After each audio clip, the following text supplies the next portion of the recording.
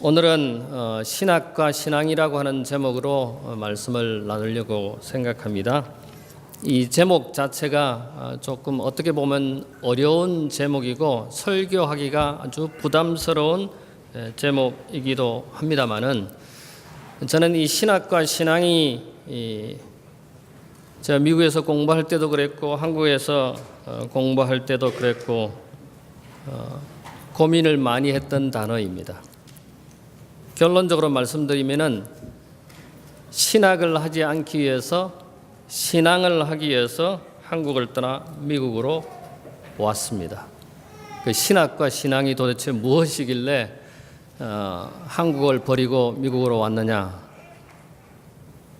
최근에 어떤 분들이 이 문제 때문에 고민하는 것이 보여요. 제가 과거에 고민했던 그런 부분들을 보니까 저도 마음이 좀 짠하고 이 문제를 함께 생각해야 되겠다 하는 생각을 갖게 되어서 오늘 이 어려운 주제를 선택을 했습니다. 오늘 로마서 12장에 있는 말씀을 함께 읽었습니다. 이 로마서 12장은 사도 바울이 로마서 1장부터 11장까지 믿음으로 말미암는 그 다음에 은혜로 구원받는 것에 대해서 이야기를 하시다가 로마서 12장에 와서 사도 바울이 이야기하기를 다시 한 번 더 읽는 것이 좋을 것 같습니다. 뭐라고 말씀하셨느냐면은 그러므로 형제들아 내가 하나님의 모든 자비하심으로 너희를 권하노니 너희 몸을 하나님이 기뻐하시는 거룩한 산 제사로 드리라. 이는 너희에 드릴 영적 예배니라. 너희는 이 세대를 본받지 말고 오직 마음을 새롭게 함으로 변화를 받아 하나님의 선하시고 기뻐하시고 온전하신 뜻이 무엇인지를 분별하도록 하라. 내게 주신 은혜로 말미암아 너희 중 각 사람에게 말하노니 마땅히 생각할 그 이상의 생각을 품지 말고 오직 하나님께서 각 사람에게 나누어 주신 믿음의 분량대로 지혜롭게 생각하라. 물론 이 로마서 12장 1절부터 3절에 있는 것을 신학적으로 주석할 수도 있고 여러 가지 이야기를 할 수 있습니다만 저는 오늘 그렇게 하고 싶지 않고 사도 바울 선생님이 오늘 이 마지막 시대에 살고 있는 우리에게 말씀하시는 내용이 무언가 하는 것입니다. 저는 그것이 변화라고 생각합니다. 변화. 믿음으로 말미암는 의 은혜로 구원받는 이 모든 것들이 변화를 이루어내지 못하면 아무 소용이 없다는 것입니다. 그래서 로마서 1장부터 11장까지 보면은 칭의가 나오고 성화가 나오고 화목이 나오고 이런 것들이 다 있지만은 그러나 그것에 변화를 가지지 못한다면은 내 자신이 변화를 가지지 못하고 우리 교회가 변화를 가지지 못하고 우리 가정이 변화를 가지지 못한다면은 아무 소용이 없다는 것입니다. 여기 11장 31절에 보면은 사도 바울은 이런 말씀을 합니다. 이와 같이 이 사람들이 순종치 아니하니 이는 너희에게 베푸시는 긍휼로 이제는 저희도 긍휼을 얻게 하려 함이라. 우리가 잘 알듯이 하나님은 우리에게 긍휼을 원합니다. 그런데 긍휼보다도 더 원하는 것은 하나님의 자비입니다. 어떻게 보면 자비와 긍휼이 똑같은 말이라고 할 수 있지만 하나님의 자비가 더 진지하게 받아들여집니다. 하나님의 자비는 십자가로 인해서, 즉 하나님께서 아버지께서 자기 아들을 이 땅에 보내시고 죽게 하시고 우리들을 위해서 죄인들을 위해서 죽게 하신 그것이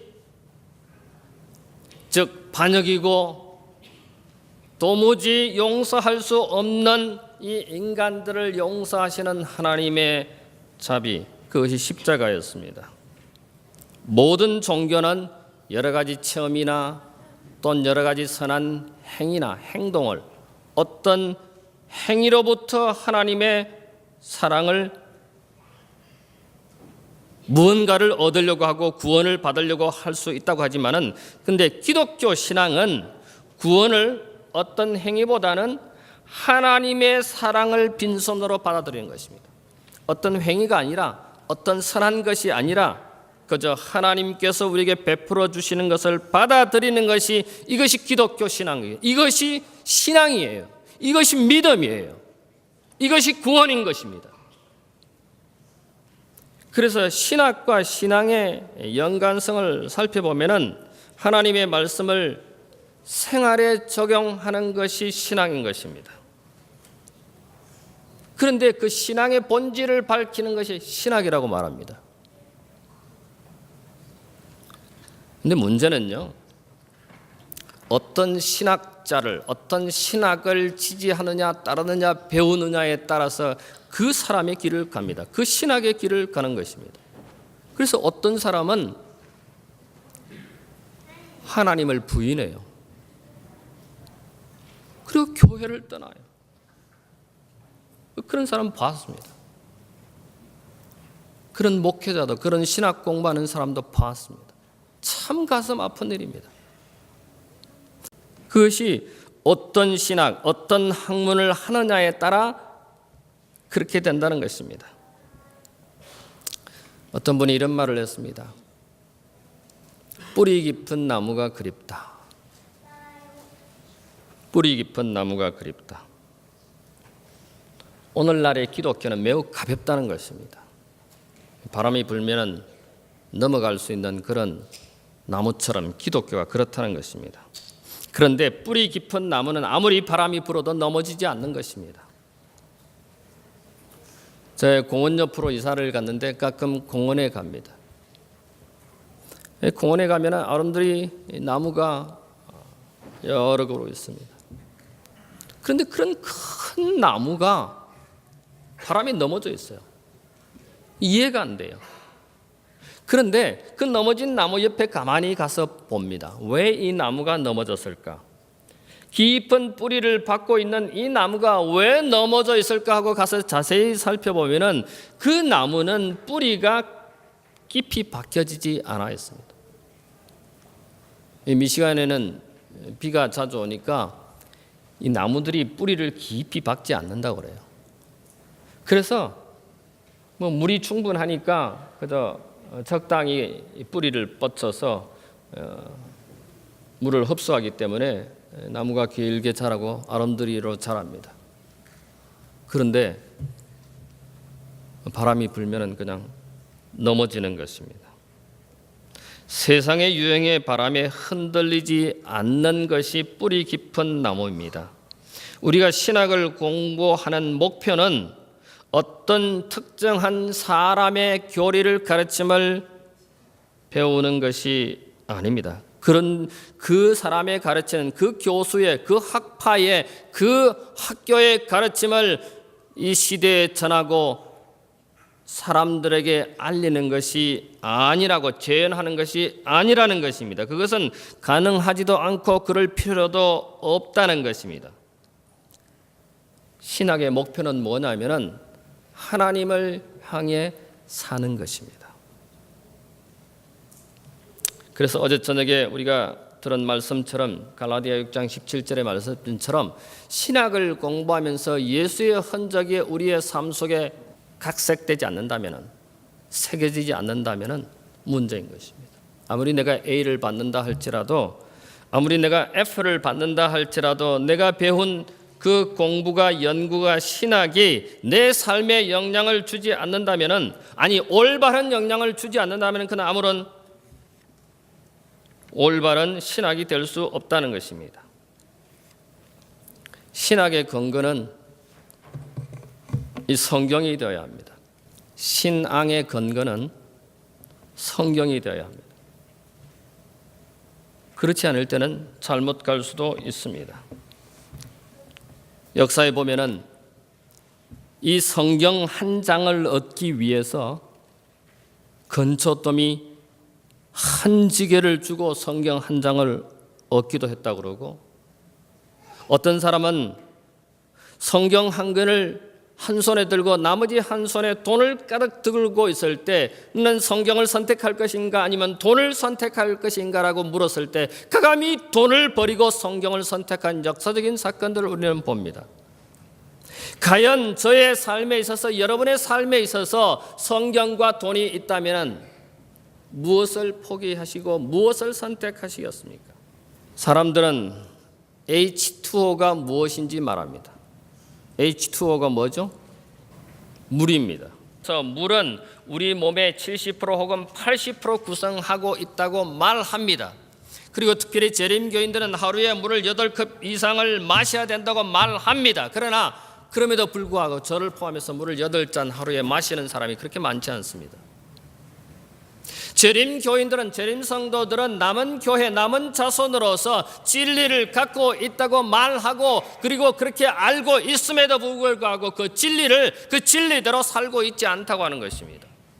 물이 아무리 중요하고 물이 H2라 할지라도, 물이 우리 몸의 70% 80% 구성된다 할지라도 그 물을 우리가 마시지 않으면 우리는 죽습니다. 만약에 우리에게 주어진 그 공짜, 그 은혜가, 그 구원이 우리가 취하지 않는다면 아무 소용이 없습니다. 사도 바울 선생님은 그가 로마서 1장부터 11장까지 아무리 설명해도 우리가 받아들이지 않는다면 아무 소용이 없다는 것입니다. 그래서 12장에 와서는 예배를 잘 드리라는 겁니다. 변화를 가져야 된다고 말합니다. 로마서 12장 2절에 보면은 그리스도인들은 이 세상에 살아가면서 세대를 본받지 말고 오직 마음을 새롭게 함으로 변화를 받으라고 했습니다. 우리는 이 세대의 성경이냐 돈이냐를 놓고 이 돈을 너무 많이 선택합니다. 저를 포함해서 우리 모두가 여기에 더 관심이 많습니다. 이 세대를 본받고 있어요. 오직 마음을 새롭게 함으로 변화를 받아 하나님의 선하시고 기뻐하시고 온전하신 뜻이 무엇인지를 분별하도록 하라는 것입니다. 우리는 잘 분별하지 못해요. 복음 교육자 319쪽에 보면은 사람은 자기 성격의 단점을 장점만큼 잘 알아 하나님께서 결코 자신에게 바라지 않는 어떤 일이나 책임을 맡지 않도록 항상 주의해야 한다고 말합니다. 저는 신학을 하면서 이 문제를 참 고민을 많이 했습니다. 신학을 하면은 모든 것이 다 이루어질 줄 알았어요. 미국에 와서 신학을 공부하고 한국에 돌아왔더니 안 된다는 겁니다. 미국에서 공부했기 때문에. 또 그래서 신학대학원에서 신학을 공부했습니다. 그래도 안 된다는 거예요. 저는 그때 고민이 참 많았습니다. 그래서 차라리 신앙을 하는 쪽으로 택해야 되겠다라는 생각을 했습니다.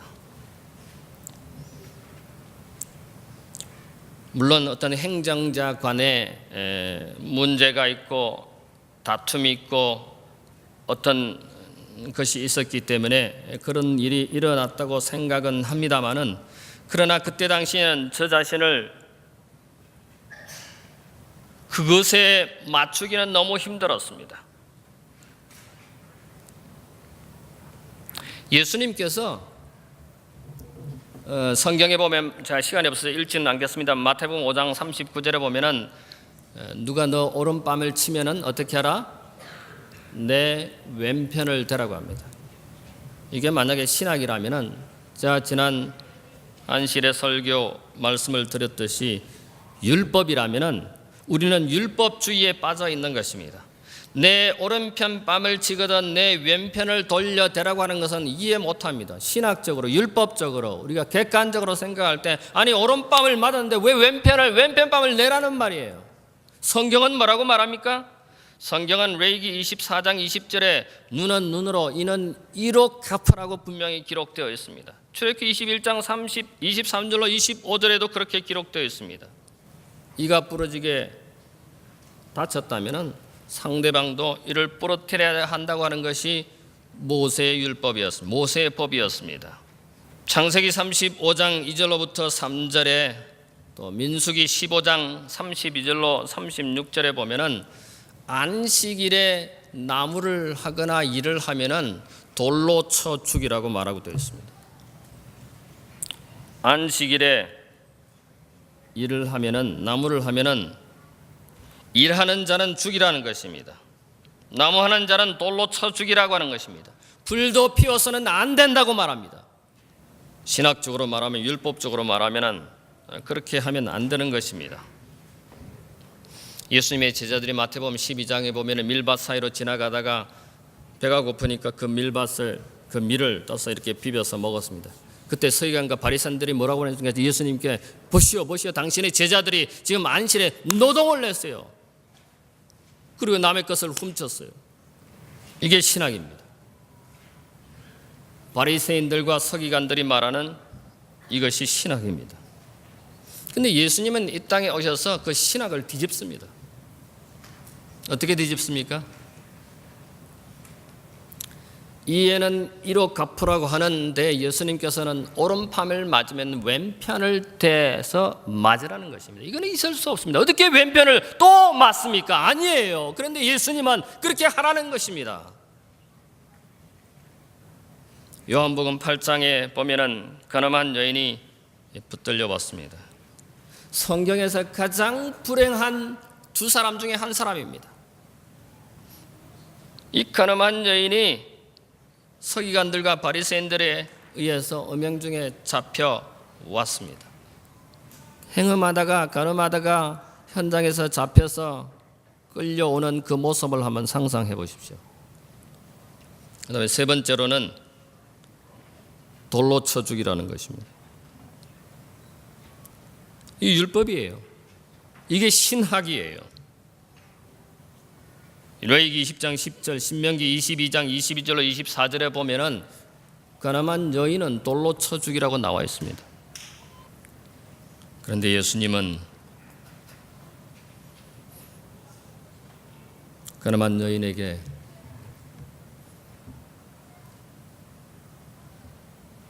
너를 고소하고 정죄하던 사람이 어디 있느냐? 요한복음 8장 10절에 보면은 그 여인에게 묻습니다. 여인이 고개를 숙이고 있다가 이제는 나는 죽었다.